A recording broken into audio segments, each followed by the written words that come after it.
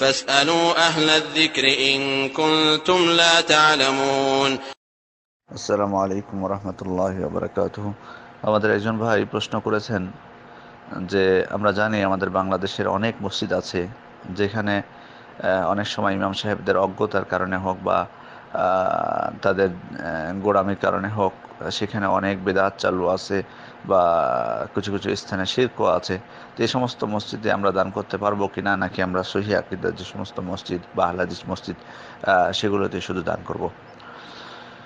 প্রথমত এখানে একটা বিষয় আমাদের জানতে হবে যে শিরক বেদাতের যে বিষয়গুলো, প্রথমে আমরা নিশ্চিত হই যে সে সমস্ত মসজিদ যেগুলো একেবারে শিরকের উপর ভিত্তি করে নির্মিত হয়েছে, যেমন মাজার কেন্দ্রিক মসজিদগুলো।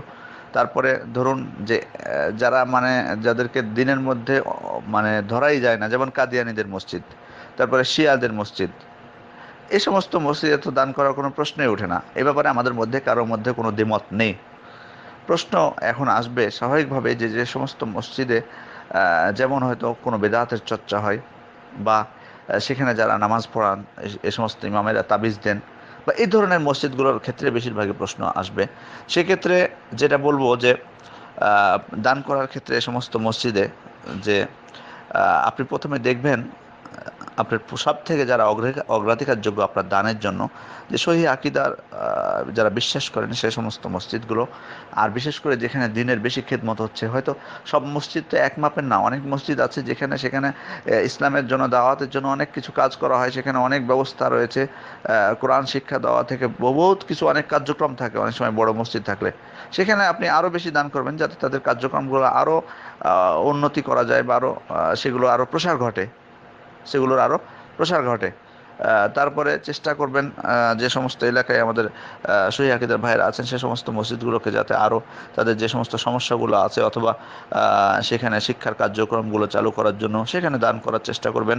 আর স্বাভাবিক যে মসজিদগুলো যেগুলোতে সামান্য সমস্যা রয়েছে, যেমনটি আপনি ইঙ্গিত দিয়েছেন হয়তো যে বেদাত হয়, কিন্তু এমন বেদাত না যেটা একেবারে মোকাফফেরা কুফরি পর্যায়ে চলে যায়, যেমন শিয়াদের বেদাত বা খারেজিদের বেদাত, তেমন যদি না হয়ে থাকে তাহলে আমি বলবো এখানে যে আপনি আপনার দান করতে এখানে বাধা নেই। তবে আরেকটা জিনিস আপনাকে এখানে করতে হবে, আপনি সেখানে কেন দান করছেন? আপনার দান করার উদ্দেশ্য হলো যে আপনি সেখানে তারা এই টাকাটি আপনার মসজিদের উন্নয়নের জন্য তারা ব্যবহার করবে, মসজিদের বাড়াবে, হয়তো একতলা আছে দুইতলা করবে, অথবা মসজিদের টয়লেট নেয়, অথবা মসজিদ রং করবে। তো এক্ষেত্রে বাহ্যিক যেটা সেটা তারা উন্নতি করবে আপনার দানের টাকা নিয়ে, কিন্তু বা আপনি সেজন্য দান করবেন। কিন্তু এখানে আরেকটা বিষয় আপনাকে করতে হবে সাথে সাথে, সেটা হলো যে তাদের যে অভ্যন্তরীণ বিষয়গুলো রয়েছে সেটাতে সংশোধনের জন্য আপনি যেমন মসজিদের মানে আপনার যে বিল্ডিং রয়েছে বা মসজিদের যে ঘর রয়েছে এগুলো সংশোধনের জন্য বা এগুলো সংস্কারের জন্য পুনর্নির্মাণের জন্য যেমন আপনি টাকা দিচ্ছেন বা নতুন করার জন্য টাকা দিচ্ছেন, তেমনইভাবে তারা যে অন্ধকারের মধ্যে আছে শিরক বেদাত সংক্রান্ত, সেগুলোও কিন্তু সেখানে আলো জ্বালানোর জন্যও কিন্তু আপনাকে উদ্যোগ নিতে হবে। শুধু আপনি টাকা দান করে দিলেন দায়িত্ব শেষ না, বরং আপনার এখানে উদ্যোগ নিতে হবে তাদের মধ্যে যে সমস্যাগুলো আছে সেগুলো দূর করার জন্য। সেটা অনেক আপনার জায়গা ভেদে, অবস্থান ভেদে, কাল ভেদে, স্থান ভেদে এগুলো পার্থক্য হতে পারে। কিভাবে নেবেন সেটা হিকমতের সাথে এগুলো করতে হবে।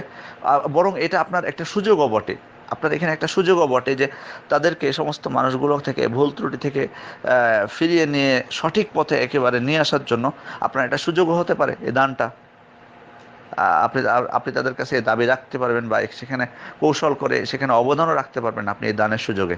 সেজন্য শুধু দানটা বড় কথা নয়, এখানে আপনার যাতে মানে আত্মিক যে বিষয়টা রয়েছে বা ইবাদত সংক্রান্ত বা আকীদা সংক্রান্ত সে বিষয়টাও আপনাকে সংস্কারের উদ্যোগ নিতে হবে। যেমনভাবে আপনি সেখানকার মসজিদ পুনর্নির্মাণ বা সংস্কারের জন্য উদ্যোগ নিচ্ছেন বা সেজন্য দান করছেন, তেমনইভাবে এই সমস্ত বিষয়ে আপনাকে পরিশ্রম করতে হবে। তাহলে ইনশাআল্লাহ আপনি কামিয়াব হতে পারবেন।